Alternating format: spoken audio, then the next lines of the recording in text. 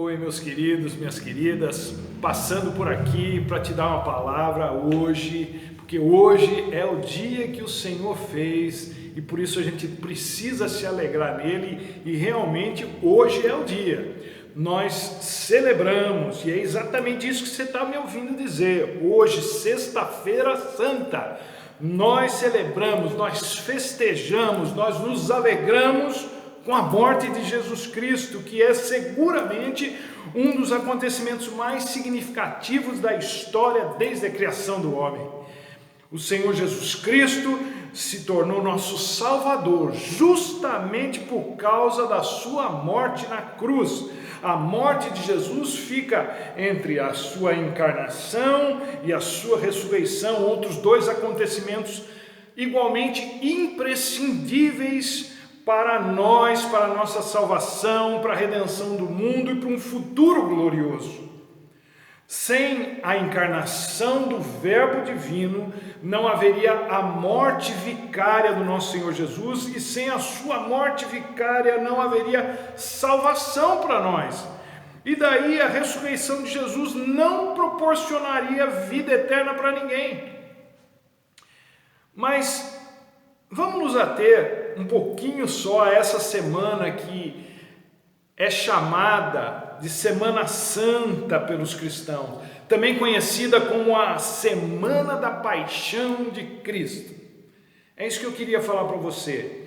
Paixão, uma palavra que se a gente perguntasse para as pessoas o que significa, a maioria das pessoas quase que responderia de pronto assim, que é um arrombo do coração, um sentimento intenso por alguém ou por alguma coisa. Mas a etimologia da palavra pende numa outra direção essa que tem muito mais a ver com sofrimento. Eu penso que paixão não é um sentimento intenso por alguém, como pensa o senso comum. Paixão é o sofrimento que esse sentimento causa em quem está apaixonado.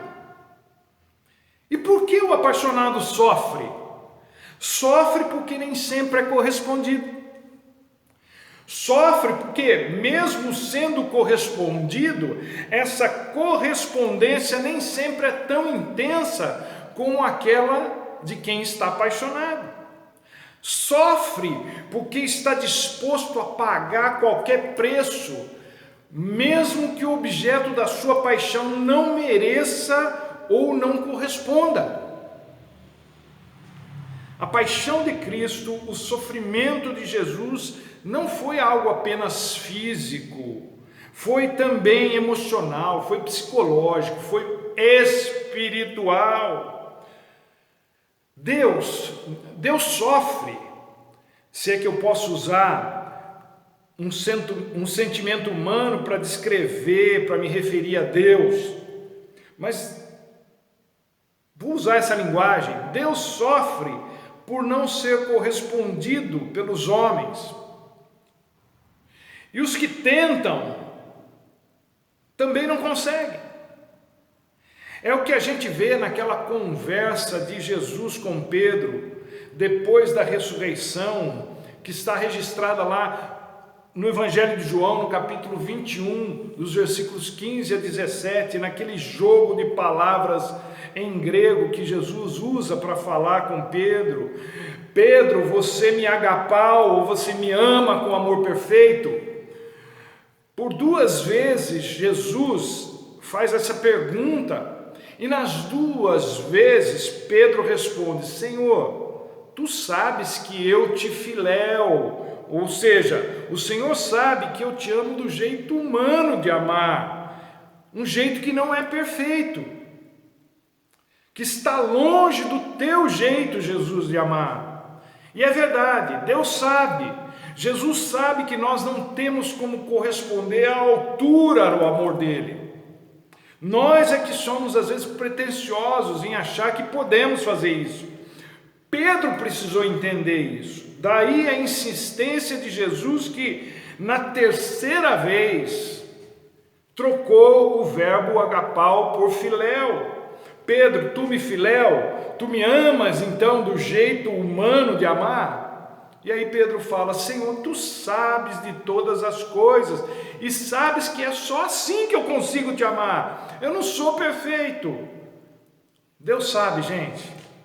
Deus sofre por ver no que nós nos tornamos por causa do pecado, no que nós perdemos por causa do pecado. E o que nós perdemos por causa do pecado? A capacidade de amar da forma perfeita, sem preconceito, sem acepção de pessoas, sem interesse, sem esperar nada em troca, colocando o próximo em primeiro lugar, mesmo em detrimento da nossa própria causa, se alegrando pelo sucesso do outro, sem aquele sentimento de inveja ou despeito, e mais ainda, contribuindo para o sucesso do outro.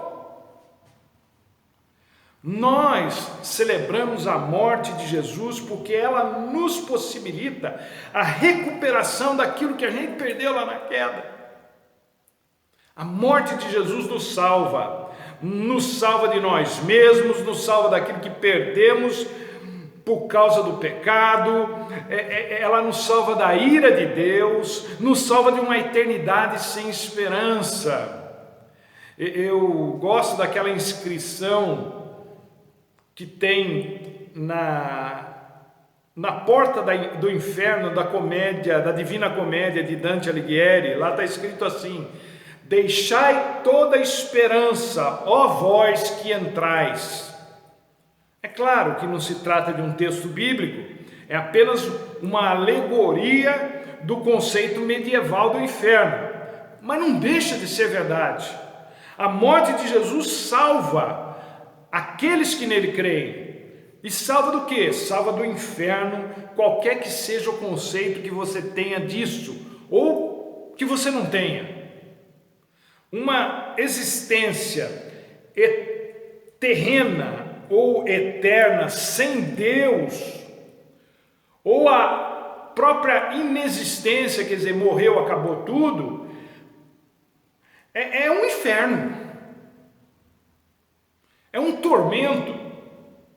Jesus morreu para nos salvar disso, quitando a dívida que tínhamos para com Deus. E é isso que a gente celebra hoje. Jesus pagou a nossa dívida para que nós não tivéssemos que pagá-la da pior forma possível e inimaginável. Portanto, hoje não é dia da gente ficar enlutado, entristecido, reflexivo sim, mas alegres, felizes. A salvação finalmente aconteceu, depois de milênios de expectativa, desde aquela promessa de que a semente da mulher pisaria a cabeça da serpente, isso é, que o Filho do Homem viria para resolver esse imbróglio que a humanidade criou para toda a criação. Jesus vem e cumpre a promessa de Deus. Muito obrigado, Jesus, pelo teu sacrifício, pela tua paixão, pela tua obediência até a morte e morte de cruz. Hoje é dia de festa, uma festa de 3 dias, começa hoje e vai até domingo. Para nós não é dia de luto nem de incertezas, muito pelo contrário, é dia de alegria e de muita certeza, certeza de que a salvação está disponível para todos que crerem, para todos que quiserem. Deus te abençoe e até a próxima, se Deus quiser.